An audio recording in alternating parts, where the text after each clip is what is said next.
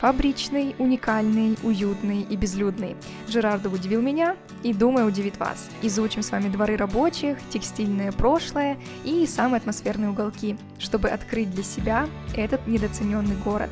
Приятного просмотра! Жерардов расположен в самом центре Польши, в 50 километрах от Варшавы, и насчитывает чуть больше 40 тысяч жителей. Что особенно интересно, так это происхождение названия города. В свое время Жерардов был центром текстильной промышленности, а Филипп де Жерар, французский инженер, был одним из основателей знаменитой тут ткацкой фабрики, а еще изобретателем механической льнопредельной машины, которая произвела революцию в производстве льна в Польше. В честь него и переименовали город. Начинаем мы нашу прогулку по традиции с вокзала. Добирались мы в Жерардов с Варшавы на поезде. Поездка заняла примерно час и стоила 14 злотых на одного.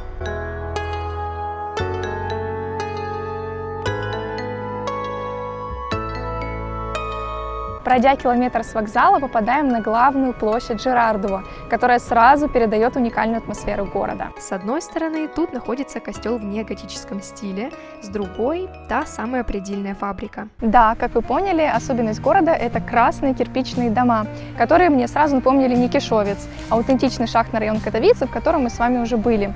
В обоих местах чувствуется особая постиндустриальная рабочая атмосфера, чем они и выделяются среди других польских городов.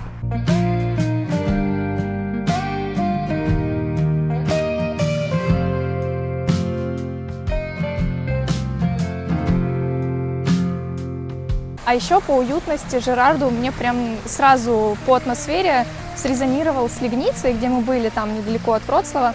И лайфхак, если хотите приехать и атмосферно где-то погулять, чтобы было немного людей, едьте в такие города, да и в принципе, наверное, куда угодно, в воскресенье и утром. Именно здесь в 1829 году была основана льняная фабрика, которая дала начало всему городу и стала одной из крупнейших и самых современных фабрик во всей Европе. В период расцвета на ней работали до 9 тысяч рабочих, а вокруг всего комплекса был построен целый поселок, к которому мы подойдем совсем скоро. Проработала фабрика почти 170 лет, пока не обанкротилась и не потеряла свой блеск. Но благодаря усилиям жителей города здание отреставрировали. Сейчас здесь находится отель, магазины и рестораны.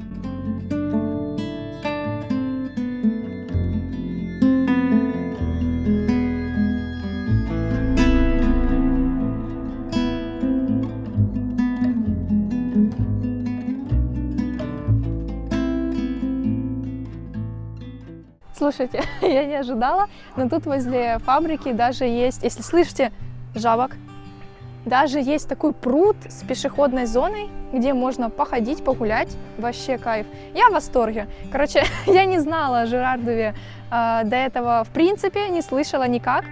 Только когда Андрей сказал, что можно его поснимать. Так что, если вы тоже не знали о нем, то все, уже сразу советую, едьте.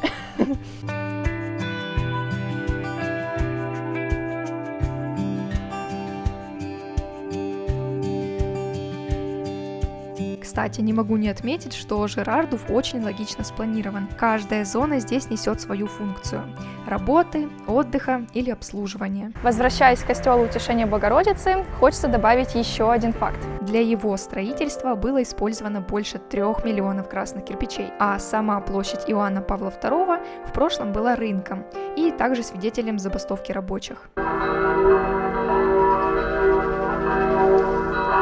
Сразу за костелом находится тот самый рабочий район, да и вообще практически весь центр Жерардова сохранился в своем первозданном виде с 19-20 века. Обе войны обошли его стороной, так что на этой, казалось бы, маленькой части города вы увидите сотни исторических объектов. Тут есть дома для рабочих, директорские виллы, больница, церкви, школы, детский сад, дома культуры и пожарная служба. Интересно на самом деле гулять по этому поселку.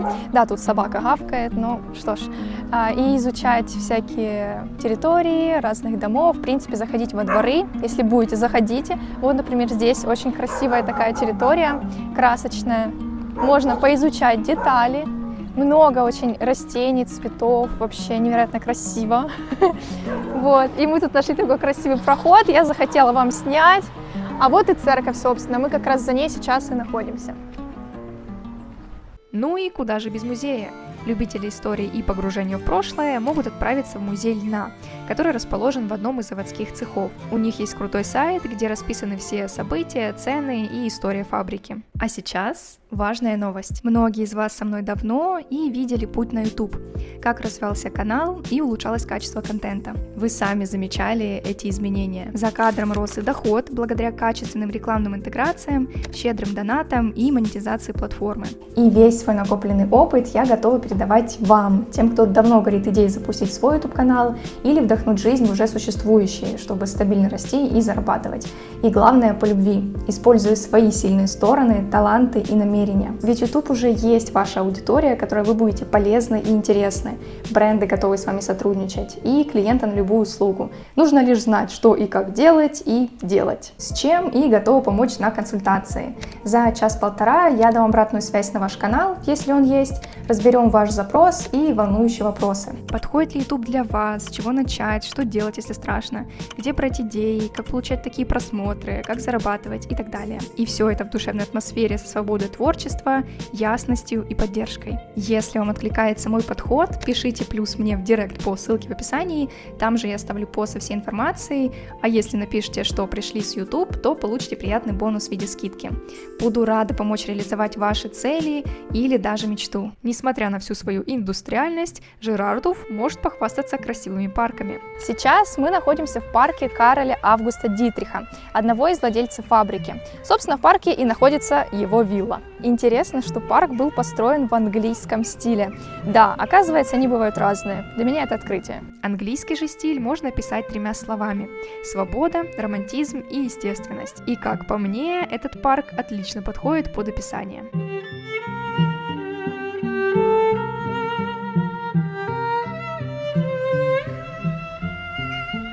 И второй парк Жерардова – парк Сеньора. Еще одно спокойное и уютное место для отдыха. И на название не обращайте внимания. Соляные ингаляции могут протестить не только пожилые люди. Да, интересно, что не только в Величке можно подышать солью, но и в некоторых парках разных польских городов.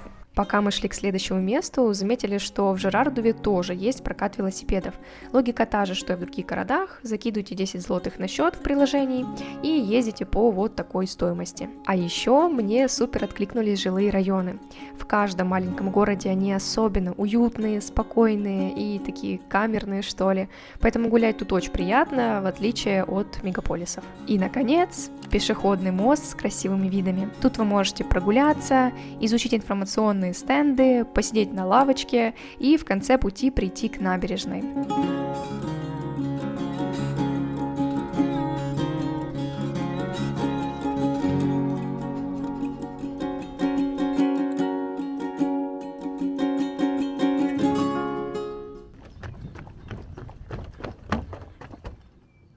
Ну, это же чисто Новый Тарг. Ну, ё-моё, вообще город каких-то воспоминаний.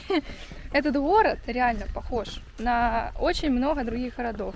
Понятно, что Польша, она такая вся, плюс-минус похожая, но, блин, сколько здесь интересных таких моментов.